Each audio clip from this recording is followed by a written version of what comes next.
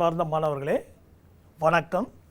இன்றைக்கி நம்ம auditing practical சப்ஜெக்டில் chapter 4 verification and valuation of fixed asset, அதாவது சொத்துக்கள், நிலையான சொத்துக்களை சரிபார்த்தலும் மதிப்பிடுதலுங்கிற தலைப்பில் நாம் இப்போ பார்க்க போகிறோம். இதில் இருக்கக்கூடிய நமக்கு practical question, define the term verification and valuation.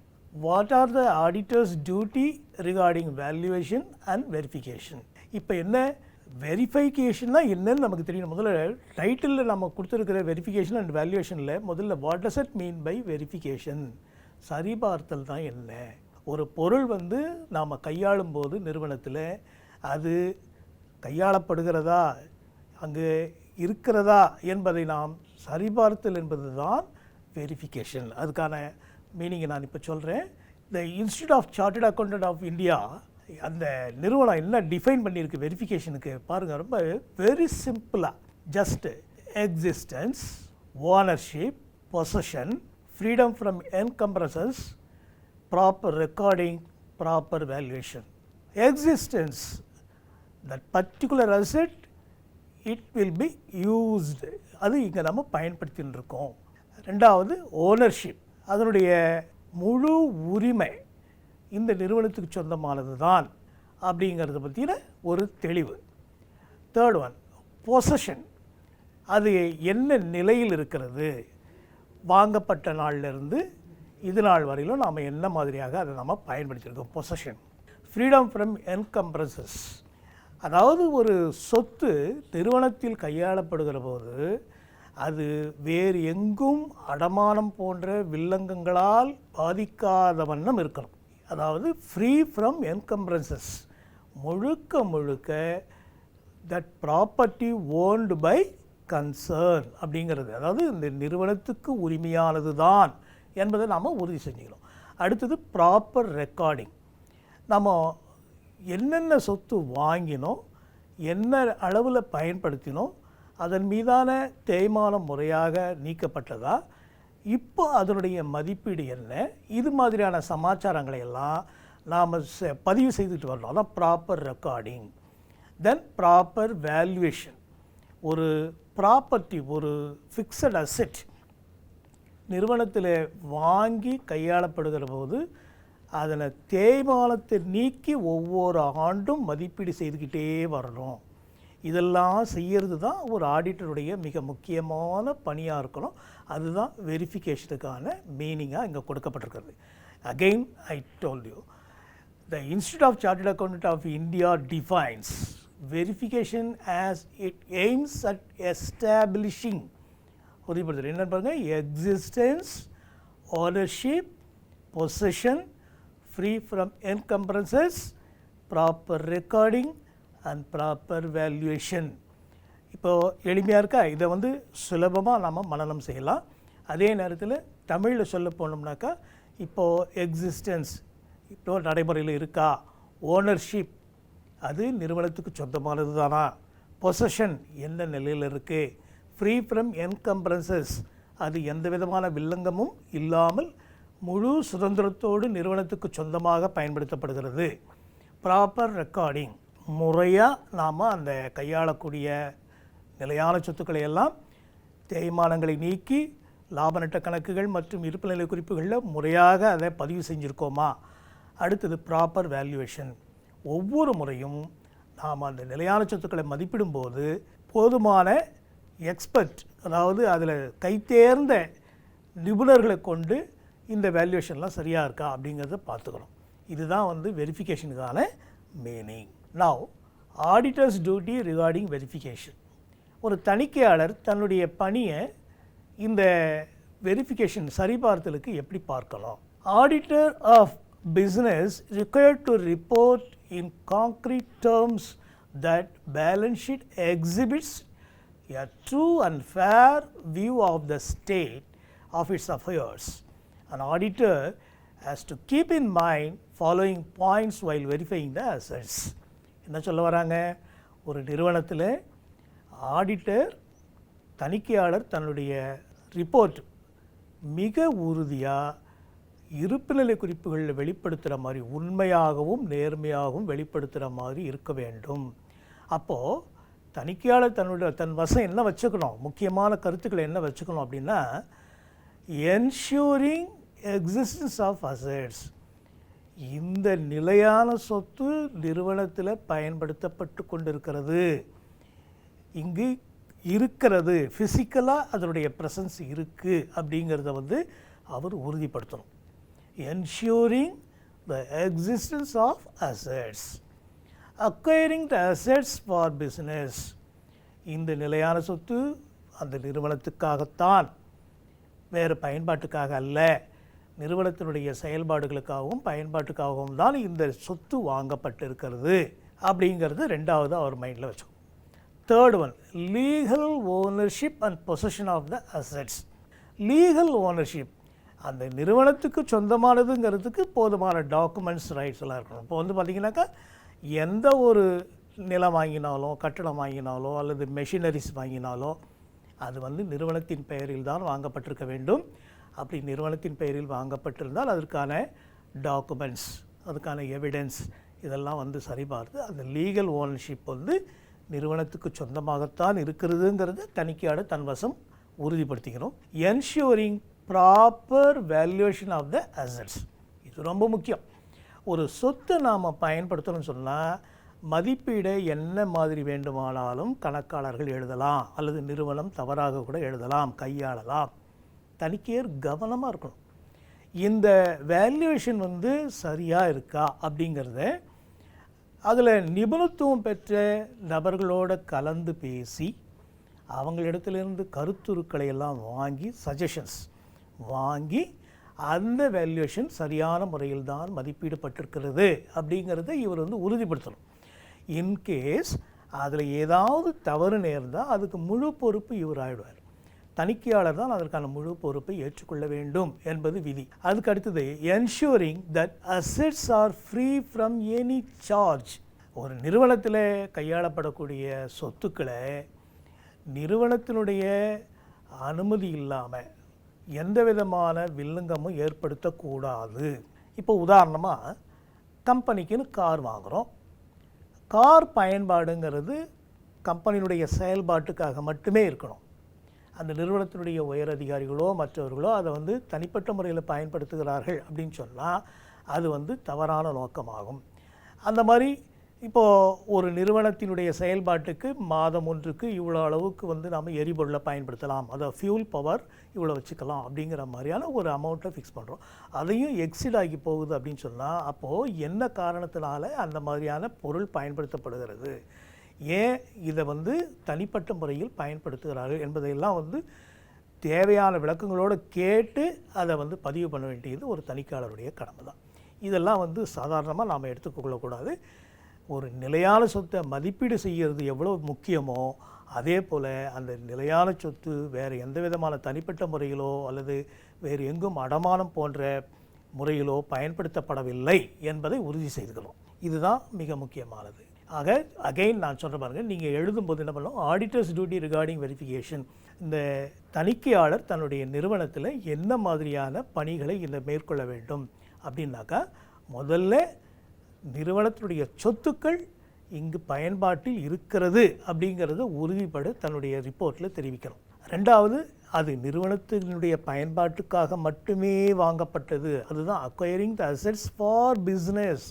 அதை விட முக்கியமானது லீகல் ஓனர்ஷிப், இந்த நிறுவனத்துக்கு சொந்தமானது தான், இங்கே இருக்கக்கூடிய சொத்துக்கள் அனைத்தும் நிறுவனத்தின் பெயரிலேயே வாங்கப்பட்டிருக்கிறது அப்படிங்கிறத உறுதி பண்ண வேண்டிய கடமை நம்ம தணிக்கையாளருக்கு இருக்குது. Ensuring proper valuation of the asset. இது இப்போ ஒரு ஆடிட்டர் அவருக்கு ஒரு பொருளோட மதிப்பை அவர் ஜஸ்ட்டு சார்ட்டர்ட் அக்கௌண்டன்ட் படிச்சுட்டு வந்திருக்காரு, அவ்வளோதான். ஆனால் அவருக்கு சாதாரணமாக மதிப்பீடுகள், ஒரு கட்டடத்துடைய மதிப்பு என்னவாக இருக்கும், நிலத்தினுடைய மதிப்பு என்னவாக இருக்கும், ஒரு அசையும் சொத்து அசையா சொத்தினுடைய மதிப்பு என்னவாக இருக்குங்கிறத தெரிஞ்சிக்க முடியும். ஆனால் அதை உறுதிப்படுத்தணுன்னா அந்த துறையில் யார் யாரெல்லாம் நிபுணத்துவம் பெற்றிருக்காங்களோ, who are all experts in that particular field, அவங்கக்கிட்ட சஜஷன் வாங்கி அதுக்கப்புறம் தான் அந்த வேல்யூவேஷன் பொறுப்பை வந்து அவர் நிவர்த்தி பண்ணணும். அதுதான் முக்கியம். இது சும்மா ஏதோ நம்ம தணிக்கையாளராக வந்துட்டோம், நாம் கொடுக்கறது தான் மதிப்பு அப்படிங்கிற மாதிரி கொடுக்கக்கூடாது. ஏன்னா அது வந்து பிற்பாடு அவருக்கு மிகப்பெரிய பொறுப்பினை ஏற்படுத்தக்கூடிய ஒரு தன்மை கொண்டது. ஆகவே வேல்யூவேஷன் பண்ணும்போது கண்டிப்பாக அவர் மற்றவங்கள கலந்து பேசுகிறது மிக மிக முக்கியமான ஒன்று. அடுத்தது வந்து ensuring assets are free from any charge. எடுத்துகிட்டு போயிட்டு யாராவது நிறுவனத்தினுடைய சொத்தை பிரத்தியார்கிட்ட கடன் வாங்கிறதுக்காக கொண்டு போய் பிளட்ஜ் பண்ணலாம். அந்த மாதிரி பண்ண முடியாது. இருந்தாலும் சில இல்லீகலாக ஏதாவது செய்திருக்காங்களா அப்படிங்கிறதெல்லாம் நாம் முழுக்க முழுக்க அந்த வில்லங்களுடைய என்கம்ப்ரன்சஸை வெரிஃபை பண்ணி அதுக்கப்புறம் தான் அதுக்கான உறுதியை தணிக்கையாளர் கொடுக்கணும். ஆக ஆடிட்டர் வந்து வெரிஃபை பண்ணும்போது இத்தனை கருத்துக்களையும் தம் மைண்டில் வச்சுட்டு அதன் பிரகாரம் இந்த சொத்துக்கள் இந்த நிறுவனத்தில் கையாளப்பட்டு கொண்டு வருகிறதா அப்படிங்கிறத உறுதிப்படுத்தணும். அடுத்து வேல்யூவேஷன். இப்போ நம்ம இந்த டாப்பிக்கில் வந்து வெரிஃபிகேஷன் அண்ட் வேல்யூவேஷன் சொல்லுவோம். இப்போ வேல்யூவேஷன் வரும்போது இதுக்கான மீனிங் சொல்கிறாங்க. ரொம்ப அற்புதமாக பாருங்க. பாட்லி பாய் என்ன பண்ணுறாரு? பாட்லி பாய் அவர் வந்து பல டெஃபினிஷன்ஸ் கொடுத்துருக்காரு. அதில் இந்த வேல்யூவேஷன் டெஃபினிஷன் பாருங்க. Companies balance sheet not drawn for the purpose of showing what capital would be worth. நம்ம என்ன பண்ணுவோம், அக்கௌண்டிங் பிரின்சிபலில் பார்க்கும்போது கேபிட்டல் அப்படின்னா என்ன? Assets minus liabilities. அதாவது முதல் அப்படிங்கிறது சொத்துக்களில் இருந்து நாம் செலுத்த வேண்டிய பிரத்தியாருக்கு செலுத்த வேண்டிய பொறுப்புகளெல்லாம் கழிச்சா என்ன இருக்கோ அதான் வந்து முதல் அப்படின்னு நம்ம சுலபமாக சொல்லிட்டு போயிடுவோம். அந்த முதல் செய்யப்பட்ட விதம், அது எந்த அளவில் இந்த நிறுவனத்துடைய வளர்ச்சிக்கு பயன்பட்டு இருக்குது அப்படிங்கிறது அந்த கீவேர்டு என்னென்னா, but show how capital stands invested. அந்த வார்த்தை ரொம்ப முக்கியம். நானும் முதலீடு அதாவது இருக்கிற சொத்து இருக்குது, அதிலிருந்து நாம் கொடுக்க வேண்டிய கடன்கள் பொறுப்புகள்லாம் போனதுன்னா மீதி இருக்கிறது முதல் அப்படின்னு சொல்லக்கூடாது. அது எந்த மாதிரியாக பயன்பட்டு இருக்குது, எந்த மாதிரியாக முதலீடு செய்யப்பட்டிருக்கு அப்படிங்கிறத கவனிக்கணும். அதுதான் வேல்யூவேஷனுடைய மிக முக்கியமான பணி. பாருங்கள், companies balance sheet not drawn for the purpose of showing what capital would be worth. என்ன நம்ம கேபிட்டல் எவ்வளோ ஒர்த் இருக்குங்கிறது மட்டும் பார்க்கக்கூடாது. அது எப்படியே assets were realised and liabilities paid off. அசட்ஸ்லேருந்து லயபிலிட்டிஸை கழித்து என்ன இருக்குங்கிறது மட்டும் சொல்ல. எது முக்கியம்? How capital stands invested. அதுதான் ரொம்ப முக்கியமான வார்த்தை. இதையே நம்ம தமிழில் சொல்கிறதா இருந்தால் இதை தான் நம்ம சொல்லணும். நிறுவனத்தினுடைய அந்த இருப்பு நிலை குறிப்பை நாம் வெறுமனே இவ்வளோ அசெட் இருக்குது, இவ்வளோ லயபிலிட்டிஸ், அதாவது இவ்வளோ சொத்து இருக்குது, இவ்வளோ பொறுப்புகள் இருக்குது, இதிலேருந்து இது போக இவ்வளோ கேபிட்டல் இருக்குதுன்னு வெறுமனே நாம் பேலன்ஸ் ஷீட்டு இருப்பு நிலை குறிப்பில் காட்டுறதுக்காக மட்டும் எழுதாமல் என்ன பண்ணணும், அந்த முதல் எந்த விதத்தில் இந்த நிறுவனத்தினுடைய வளர்ச்சிக்காக பயன்பட்டு இருக்குங்கிறத சொல்ல வேண்டியது தான் ஒரு தணிக்கையாளர், ஒரு ஆடிட்டரோட கடமை. அதை தான் அந்த லாஸ்ட் லைனில் ஸ்ட்ரெஸ் பண்ணி சொல்லியிருக்கார் Batliboi. To show how the capital stands invested அப்படிங்கிற வார்த்தை ரொம்ப கீவேர்டு. அது ரொம்ப அருமையான வார்த்தை. அதை நீங்கள் வந்து ஃபாலோ பண்ணலாம். இப்போது ஆடிட்டர்ஸ் டியூட்டி ரிகார்டிங் வேல்யூவேஷன் என்ன பண்ணலாம்? ஆடிட்டர் வந்து என்ன செய்யணும், வேல்யூவேஷன் சம்மந்தமாக என்ன செய்யணும்? ஒரு லீகல் கேஸ் நடந்திருக்கு. கிங்ஸ்டன் காட்டன் மில்ஸ் கம்பெனின்னு ஒரு லீகல் கம்பெனியில் கேஸ் போட்டிருக்காங்க. ஆடிட்டர் வந்து வேல்யூவேஷன் பண்ணணும் அப்படின்னு. ஆனால் அந்த அசஸ் பண்ணியிருக்காங்க. அவங்க ஜட்ஜ்மெண்ட்டில் என்ன சொல்லியிருக்காங்கனாக்கா, it is no part of auditor's duty to value the assets and liabilities. இது அவங்க வேலை கிடையாது. ஆடிட்டர் அதை வந்து வேல்யூ பண்ணணுங்கிற அவசியம் இல்லைங்கிற மாதிரியான ஒரு தீர்வு. ஆனால் அதே நேரத்தில் he must exercise reasonable skills and care in scrutinizing the basis of valuation அப்படின்னு சொல்லியிருக்காரு. அதாவது அவர் வந்து மற்ற பணிகளை செய்கிற போது இந்த பணியும் செய்யணுங்கிறது தேவையில்லை. இருந்தாலும் அவர் தன்னுடைய அறிவாற்றலை கொண்டு அந்த நிறுவனத்தின் மீதான அக்கறை கொண்டு இந்த வேல்யூவேஷன் பணியை செய்யணும் அப்படின்னு சொல்லியிருக்காங்க. அகெயின் நான் சொல்ல பாருங்க, இது வந்து ஒரு லீகல் இஷ்யூவாகவே கொண்டு போயிருக்காங்க. ஆடிட்டர் வந்து வேல்யூ பண்ண மாட்டேங்கிறாரு, அப்போ நாங்கள் என்ன பண்ணுறதுன்னு அந்த கிங்ஸ்டன் காட்டன் மில்ஸில் கேட்குற போது ஜட்ஜ்மெண்ட் கொடுத்துருக்காரு. அஃப்கோர்ஸ் அது ஆடிட்டரோட டியூட்டி இல்லை. ஆனாலும் அவர் வந்து அந்த நிறுவனத்தின் மீதான ஒரு தனிப்பட்ட அக்கறை கொண்டவராக இருக்கும் பட்சத்தில் he must exercise reasonable skills and care in scrutinising the basis of valuation அப்படின்னு ஜட்ஜ்மெண்ட் கொடுத்துருக்காங்க. அதனால் ஆடிட்டர் வந்து இந்த பொறுப்பை தட்டி கழிக்கிறத விட எடுத்துட்டு செய்யணும். அப்படி இந்த வேல்யூவேஷனை சரிவர செஞ்சு நிறுவனத்தினுடைய நன்மதிப்பை கூட்டுறதுல மிக முக்கிய பங்காற்ற வேண்டியது தணிக்கையாளருடைய கடமை. ஆகையினால வேல்யூவேஷன் பணி நான் செய்ய மாட்டேன்னு அவர் ஒதுங்கக்கூடாது. அந்த பணியை தன்னுடைய சிறப்பான அறிவாற்றலாலையும் எனக்கு இந்த நிறுவனத்தினுடைய வளர்ச்சியில் மிக அதிகமான அக்கறை இருக்குங்கிறத காட்டுறதுக்காகவும் கட்டாயம் அவர் வந்து இந்த ஃபிக்ஸட் அசட் நிலை சொத்துக்களை எல்லாம் சரிபார்த்து மதிப்பீடு செஞ்சு முறையாக அந்த ரிப்போர்ட்டை சப்மிட் பண்ணணும் அப்படிங்கிறது தான் ஆடிட்டருடைய மிக முக்கியமான டியூட்டி. ஒன்ஸ் அகைன் சொல்ல பாருங்கள், in legal case against Kingston cotton mills company என்ன சொல்லியிருக்காங்க, it was held that although it is no part of an auditor's duty, நல்லா கவனிச்சுக்கோங்க, இருந்தாலும் அவருக்கு இந்த வேலை கிடையாது, இந்த மாதிரி அவர் மதிப்பீடு செய்ய வேண்டிய அவசியம் இல்லை, to value the assets and liabilities. ஆனால் பின்னாடி என்ன சொல்லியிருக்காங்க, head he must exercise reasonable skills and care in scrutinising the basis of valuation. அதாவது அவர் வந்து அந்த நிறுவனத்தின் மீதான அக்கறை இருக்கணும். அக்கறை இருக்கிறவர் தான் தணிக்கையாளராக செயல்பட முடியும்.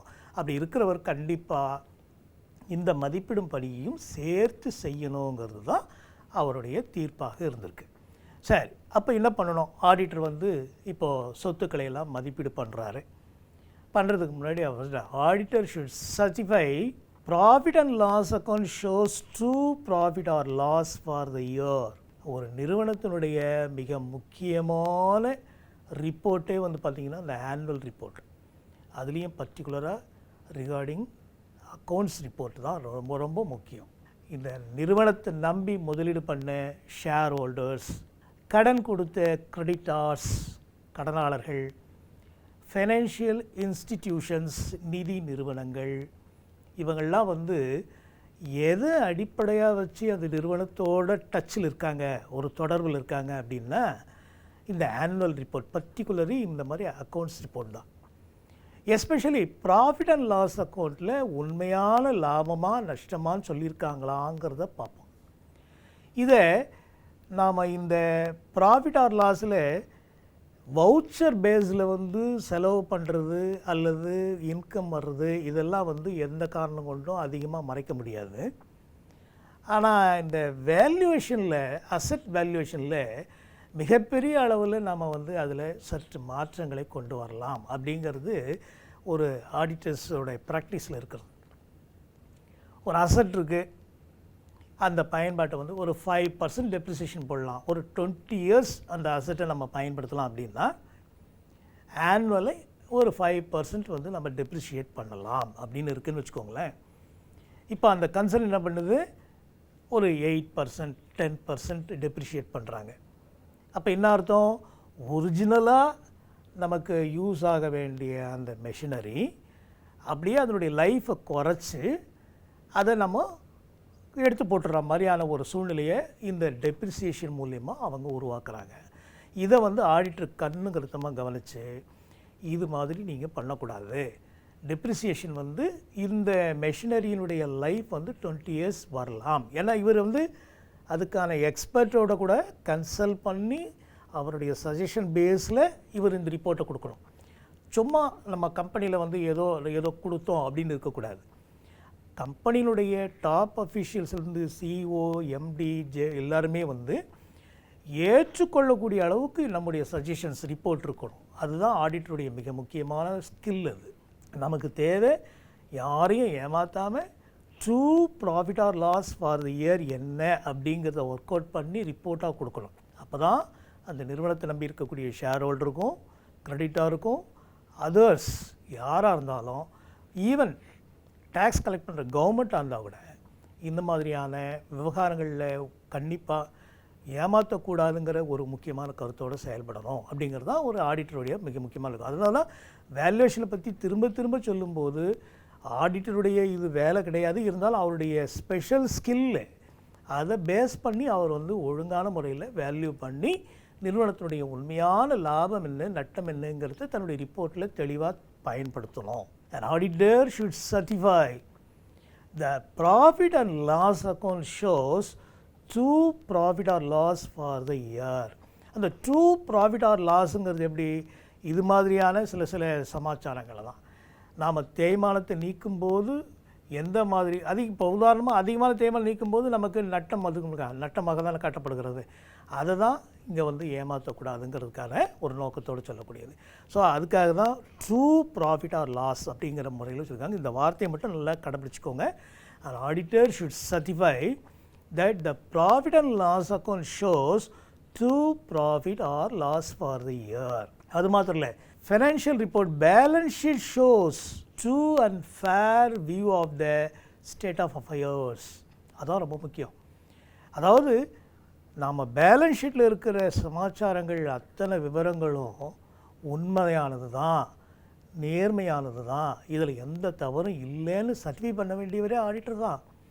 ஸோ அவர் இந்த உண்மைத்தன்மையை சொன்னால் தான் நமக்கு நிறுவனம் கடன் கொடுக்கக்கூடிய ஃபைனான்ஷியல் இன்ஸ்டிடியூஷன் ஆகட்டும், இன்வெஸ்ட் பண்ணக்கூடிய ஷேர் ஹோல்டர் ஆகட்டும், இந்த பேலன்ஸ் ஷீட்டை பேஸ் பண்ணி ஆடிட்டர் கொடுக்குற பேலன்ஸ் ஷீட்டை பேஸ் பண்ணி தான் அந்த நம்பகத்தன்மை, அந்த கான்ஃபிடென்ஸில் தான் லோன் கொடுப்பாங்க அல்லது இன்வெஸ்ட் பண்ணுவாங்க.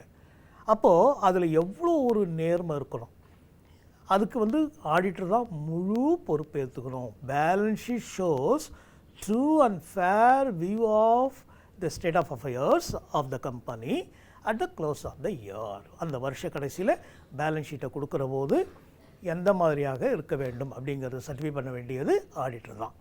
ஸோ வேல்யூவேஷனில் அவர் எடுத்துக்க வேண்டிய மிக முக்கியமான பணி, எல்லா எக்ஸ்பர்ட்டுக்கிட்டையும் அவர் கன்சல்ட் பண்ணி சஜஷன் வாங்கி அந்த உண்மைத்தன்மையை தெரிஞ்சு அதன் பிரகாரம் அந்த வேல்யூவேஷனை முடித்து அதை பேஸ் பண்ணி தான் இந்த ரிப்போர்ட்டை கொடுக்கணும், profit and loss and balance sheet. Right. அடுத்து auditor should inquire into the basis of valuation from the technical experts and satisfy himself. அந்த வார்த்தை பாருங்கள், டெக்னிக்கல் எக்ஸ்பர்ட்டுக்கிட்ட அதை பற்றின விவரம் தெரியறதோடு இல்லாமல் அவர் விவரம் கொடுத்தாலும் கூட அது சம்மந்தமாக தனக்குன்னு ஒரு ரீசனபிள் ஸ்கில் இருக்கல்லவா, அதை பேஸ் பண்ணி அவர் சொல்கிறது சரியாக இருக்கும் அப்படின்னு இவர் சாட்டிஸ்ஃபை ஆகும். சாட்டிஸ்ஃபை ஹிம்செல்ஃப், தனக்கு அது திருப்தி அடித்தா அது எந்த மாதிரியான இருக்கணும்னாக்கா accordance with generally accepted assumption and accounting principle. அவர் ஏதோ எனக்கு ஆமாம்மா இவர் சொல்கிறதெல்லாம் சரியாக இருக்குது அப்படிங்கிற மாதிரி மேம்போக்காக எடுத்துக்காமல் முழுக்க முழுக்க அனைவராலும் ஏற்றுக்கொள்ளக்கூடிய ஒரு இது யூகம்தான். Accordance with the generally accepted assumption and accounting principle. இது அக்கௌண்டிங் பிரின்சிபலுக்கு வயலேட் பண்ணாமல் இருக்குது, மீறாமல் இருக்குது அப்படிங்கிறதையும் இவர் உறுதிப்படுத்திக்கணும். ஏதோ டெக்னிக்கல் எக்ஸ்பர்ட்ஸ் அவங்க சொல்கிறத சொல்லுவாங்க, இருந்தாலும் இவர் தன் வகையில் திருப்தி அடையணும். அதுதான் மிக மிக முக்கியம். ஏன்னா டெக்னிக்கல் எக்ஸ்பர்ட்னுடைய சர்டிஃபிகேட்டை பேஸ் பண்ணி தான் நான் பண்ணேன் அப்படின்னு இவர் ரிப்போர்ட்டு கொடுத்தாலும் கூட டெக்னிக்கல் எக்ஸ்பர்ட் தவறாக கொடுத்துருந்தா அதுக்கான பொறுப்பையும் இவரே தான் ஏற்றுக்க வேண்டிய ஒரு கட்டாயத்துக்கு ஆளாகிறார்.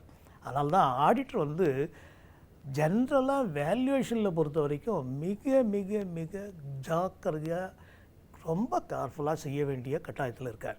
நம்ம பார்த்த இந்த 3 பாயிண்ட்ஸ்லையுமே என்ன கிங்ஸ்டன் காட்டன் மில்ஸ் அந்த ஜட்ஜ்மெண்ட்டில் சொல்லியிருக்கிறதுல is no part of an auditor's duty to value the assets and liabilities அப்படின்னு சொன்னாலும் கூட he must exercise reasonable skills and care. அதுதான் முக்கியம். அவருக்கான ஒரு தனி பொறுப்பு இருக்கணும், தனி அறிவோட அந்த நிறுவனத்தின் மீதான அக்கறை கொண்டு, அதுதான் அந்த கேருங்கிற வேர்டை போட்டிருக்காரு. Scrutinising the basis of valuation, அந்த வேல்யூ பண்ண விதங்களை எல்லாம் ஒழுங்கான முறையில் ஆய்வு செய்து, ஸ்க்ரூட்டனைசிங்னாக்கா சாதாரணமாக இல்லை, அதாவது அதனுடைய மதிப்பீடுகளை எல்லாம் முறையாக ஆய்வு செஞ்சு ரிப்போர்ட்டை கொடுக்க வேண்டிய கட்டாயத்தில் ஆடிட்டு இருக்கார். ஸோ அந்த பேராகிராஃபை தரவுப்படுங்க. இன் a legal case against Kingston Cotton Mills Company, it was held that although it is no part of an auditor's duty to value the assets and liabilities, yet he must exercise reasonable skills and care in scrutinizing the basis of valuation. இதை தமிழாக்கத்தில் சொல்லணும்னு சொன்னோம்னாக்கா தணிக்கையாளர் தன்னுடைய பணியாக இதை எடுத்துக்க முடியாது. ஆனாலும் அவர் தன்னுடைய தனிப்பட்ட அறிவாலும் தனிப்பட்ட அக்கறையாலும் ஆய்வு செய்து அந்த மதிப்பிடுதலை முறையாக ரிப்போர்ட் கொடுக்க வேண்டிய கடமை அவருக்கு இருக்குங்கிறத சொல்லியிருக்காங்க. Second one, auditor should certify profit and loss account shows true profit or loss for the year. அந்த வருஷத்தில் அந்த நிறுவனம் செஞ்ச லாபம் அல்லது நஷ்டம்லாம் உண்மையானது தான் அப்படிங்கிறதையும் இவர் தான் சர்டிஃபை பண்ணணும். அப்போ உண்மையானது தான் அப்படின்னாக்க எல்லா விதத்துலேயும் நாம் வந்து அந்த வேல்யூவேஷனில், குறிப்பாக ஃபிக்ஸட் அசட் வேல்யூவேஷனில் வந்து மிக அதிக அக்கறை எடுத்துட்டு அதன் மீது நீக்கப்பட்ட தேய்மானம், வாங்கப்பட்ட விதம், அதற்காக இன்ஸ்டால் பண்ணும்போது ஃபிக்ஸட் அசட் இன்ஸ்டாலேஷன்னாக்கா அது வந்து expenditure incurred, some transport and other technical வியூவில் இருக்கும். அது எல்லாமும் சேர்த்துருக்காங்களான்னு தான் பார்க்கணும். மெஷின் ப்ராடக்ட் கிடைக்கிறது ஒரு இடத்துல கிடைக்கும், அதை ஃபேக்ட்ரி கொண்டு வரோம் அப்படின்னாக்கா கண்டிப்பாக நம்ம வந்து த்ரூ டிரான்ஸ்போர்ட் மூலிமா தான் கொண்டு வரணும். கொண்டு வந்து அதை ஒரு டெக்னீஷியனை கொண்டு தான் இன்ஸ்டால் பண்ணணும். இப்போ இவங்களுக்கெல்லாம் நம்ம கொடுக்கக்கூடிய அந்த கூலி, டிரான்ஸ்போர்ட் கொடுக்கக்கூடிய சார்ஜஸ், இது எல்லாமும் வந்து அந்த ஃபிக்ஸட் அசட் வேல்யூவேஷனில் சேர்த்துருக்காங்களா அப்படிங்கிறத பார்க்கணும். என்ன மெத்தடில் வந்து அவங்க டெப்ரிசியேஷனை எவ்ரி இயர் வந்து டிடெக்ட் பண்ணியிருக்காங்க, வருஷம் தேய்மானத்தை வந்து முறையாக அவங்க செஞ்சுருக்காங்களா அப்படிங்கிறதெல்லாம் கணக்கீடு பண்ணி அந்த அடிப்படையில் தான் அந்த நிறுவனம் ஈட்டி இருக்கக்கூடிய லாபம் உண்மையானது தானா அப்படிங்கிறத சர்டிஃபை பண்ண வேண்டிய வேலை தணிக்கையாளருடைய வேலை. அதே நேரத்தில் இயர் எண்டில் பேலன்ஸ் ஷீட் கொடுப்பாங்க. பேலன்ஸ் ஷீட் வந்து அந்த நிறுவனத்தினுடைய நிதி நிலையை, ஃபினான்ஷியல் பொசிஷனை வந்து சொல்லக்கூடியது. எவ்வளோ அசட்ஸ் இருக்குது, எவ்வளோ லயபிலிட்டிஸ் இருக்குது, கேபிட்டல் என்ன மாதிரி இருக்குது அப்படிங்கிற சொல்லும்போது அந்த அசட்ஸ்ன்னு வரும்போது அந்த அசட்ஸில் ஃபிக்ஸட் அசட் தனி ஹெட்டிங்கில் வரும்போது அதில் நாம் காட்டக்கூடிய விவரங்கள் எல்லாமே வந்து true and fair view of the state of affairs. அதாவது அதில் இருக்கக்கூடிய விவரங்கள் எல்லாமும் உண்மையானது தான், நேர்மையானது தான் அப்படிங்கிறத சர்டிஃபை பண்ண வேண்டிய கடமை தணிக்கையாளருக்கு உண்டு. இது தவிர அவர் என்ன செய்யணும்? Auditor should inquire into the basis of valuation from the technical எக்ஸ்பர்ட்னு நம்ம சொல்லியிருக்கோம். நீங்கள் சாதாரண டெக்னிக்கல் எக்ஸ்பர்ட் சர்டிஃபை பண்ணுறதை பேஸ் பண்ணி மாத்திரம் நீங்கள் அந்த வேல்யூவேஷனை கம்ப்ளீட் பண்ணக்கூடாது. அதே நேரத்தில் சாட்டிஸ்ஃபை ஹிம்செல்ஃப், அவர் தனக்குத்தானே இந்த நிறுவனம் மதிப்பீடு செஞ்சதில் திருப்தி அடைஞ்சிருக்கணும். அந்த திருப்தி எந்த மாதிரி இருக்கணும் அப்படின்னா, accordance with the generally accepted assumption, பொதுவாக எல்லோராலும் ஏற்றுக்கொள்ளக்கூடிய விவரமாக இருக்கணும். அதே நேரத்தில் அக்கௌண்டிங் பிரின்சிபலுக்கு வயலேட் பண்ணாத மாதிரியும் இருக்கணும், அக்கௌண்டிங் பிரின்சிபலுக்கு ஒத்திட்டு வரா மாதிரியும் இருக்கணும். ஆக இந்த 3 கருத்துக்களையும் நீங்கள் அவசியம் ஆடிட்டர் டியூட்டியில் நீங்கள் மென்ஷன் பண்ண வேண்டியிருக்கு. ஸோ இந்த எஸ்ஏ டைப்பை நீங்கள் ஒரு 4 or 5 டைம்ஸ் வந்து எழுதி ப்ராக்டிஸ் பண்ணி, அதே நேரத்தில் இது சம்மந்தமாக ஏதாவது உங்களுக்கு லீகல் பாயிண்ட் ஆஃப் வியூவில் வந்து ஏதாவது கேஸ் ஸ்டடி இருந்ததுன்னா அதையும் புக் பேக்கில் கொடுத்துருக்காங்க, அதையும் படித்து அதையும் நீங்கள் எழுதுனீங்கன்னா கம்ப்ளீட் ஆகும். ப்ராக்டிக்கல் கொஸ்டினில் இது ஒரு இம்பார்ட்டண்ட்டான டாபிக் இது. ஸோ இதை நீங்கள் அவசியம் தெரிஞ்சிக்க வேண்டியது. இதை நீங்கள் சிறப்பான முறையில் எழுதி தேர்வில் நல்ல மதிப்பெண் பெறணும்னு வாழ்த்தி விடைபெறுகிறேன். வணக்கம்.